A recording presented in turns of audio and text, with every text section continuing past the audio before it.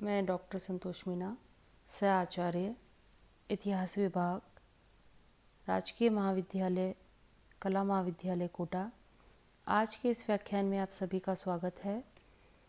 आज हम प्राचीन भारत का इतिहास का प्रमुख टॉपिक बौद्ध धर्म पर चर्चा करेंगे। आज हम बौद्ध धर्म के प्रमुख शिक्षाओं में उनके प्रमुख विचारों पर चर्चा करेंगे। प्रथम है अनिश्वरवाद में विश्वास।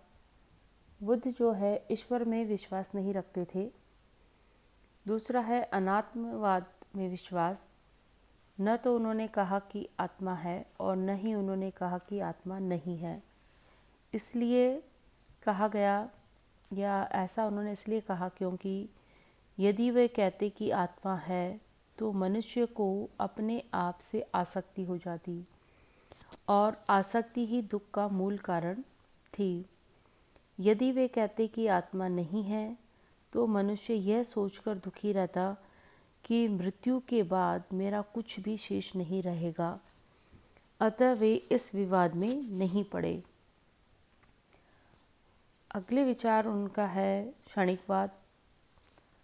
संसार और जीवन दोनों में कुछ भी नित्य नहीं है, दोनों परिवर्तनशील है, इसलिए नाशवान है। बुद्ध ने कहा जगत परिवर्तनशील है, इसकी प्रत्येक वस्तु प्रतिक्षण बदलती रहती है, यहाँ तक कि आत्मा और जगत भी निरंतर बदलता रहता है।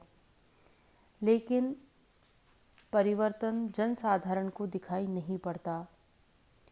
ठीक वैसे ही है जैसे नदी का प्रवाह प्रतिक्षण बदलते रहने पर भी पूर्ववत ही हमें प्रतीत होता है।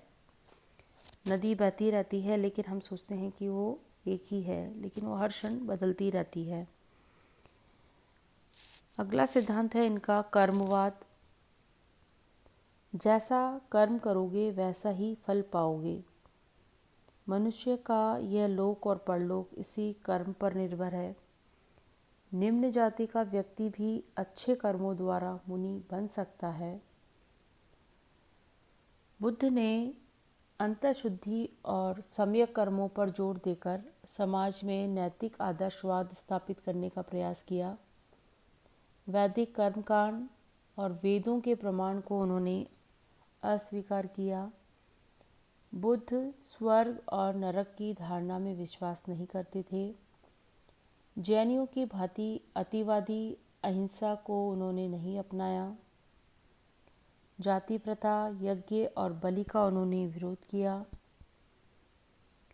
पंचशील का प्रतिपादन बुद्ध ने किया है। इसका प्रतिपादन बुद्ध ने अपने गृहस्थ अनुयायियों के लिए किया है। इसमें सर्वप्रथम है किसी प्राणी को जान से मत मारो। दूसरा है झूठ मत बोलो। तीसरा है नशीली वस्तुओं का प्रयोग मत करो। चौथा है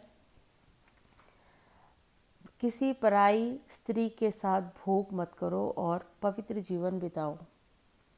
पांचवा है किसी की संपत्ति पर बलपूर्वक अधिकार न करो और न ही चोरी करो। कार्य कारण सिद्धांत या अर्थ क्रिया कारत्व। प्रत्येक घटना और वस्तु के पीछे कोई न कोई कारण अवश्य होता है। बिना कारण के कोई घटना घटित नहीं होती। किसी कारण से कोई बात उत्पन्न होती है। दुख के उन्होंने 12 कारण बताए हैं। फिर है प्रतीत्य समुत्पाद या द्वादश निदान। प्रतीत्य यानी इसके होने से, समुत्पाद यानी यह उत्पन्न होता है। बुद्ध ने प्रतीत्य समुत्पाद का प्रतिपादन किया। प्रत्येक वस्तु की उत्पत्ति और अनुत्पत्ति का दर्शन है। जन्म मरण सकारण है। कार्य कारण की श्रृंखला से यह संसार चलता है। इसके लिए किसी सत्ता या ईश्वर की आवश्यकता नहीं पड़ती, ऐसा बुद्ध का मानना है। अब है प्रयोजनवाद। बुद्ध नितांत प्रयोजनवादी थे, अतः उन्होंने उन्हीं विषयों पर उपदेश दिया जो मनुष्य के परम कल्याण के लिए आवश्यक थे। लोक, जीवन, जीव, परमात्मा संबंधी अनेक विवादों को उन्होंने व्यर्थ समझा। 10 विषय ऐसे थे जिसमें वे मौन रहे। उन्हें अकथनीय या अव्यक्तानी या प्रयोजनवाद कहते हैं। फिर है इनके विचारों में त्रिरत्न, बुद्ध, धर्म और संघ। ये उनके त्रिरत्न थे।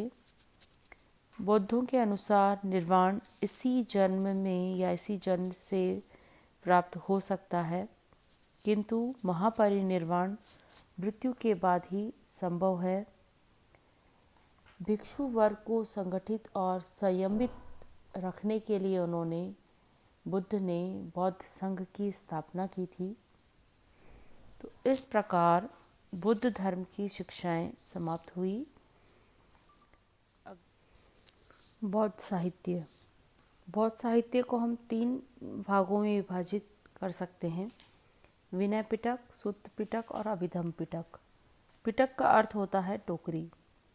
विनय पिटक, इसमें बौद्ध भिक्षुओं और भिक्षुणियों के बारे में अनेक नियमों का वर्णन किया गया है। सूत्र पिटक, इसमें बुद्ध के संवादों का संग्रह किया गया है। इसमें बताया गया है कि निर्वाण कैसे प्राप्त किया जा सकता है। इसमें बुद्ध के पूर्व जन्म की कहानियों और कार्यों का भी वर्णन है।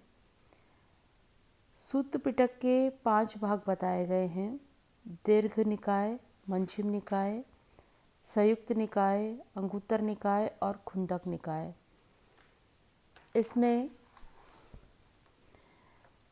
बौद्ध धर्म के विभिन्न अंगों, विश्व की उत्पत्ति, जाति व्यवस्था की कृत्रिमता, निर्वाह प्राप्ति के साधन, पुनर्जन्म, आत्मवाद, आत्मचिंतन आदि विषयों का विवेचन किया गया है।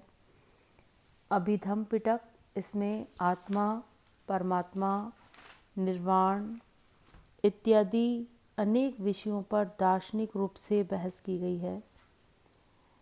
बौद्धों के अधिकतर ग्रंथ पाली भाषा में हैं, परंतु बाद में अश्वघोष इत्यादि ने संस्कृत भाषा में भी ग्रंथ लिखे हैं। तो इस प्रकार ये व्याख्यान यहीं समाप्त हुआ। धन्यवाद।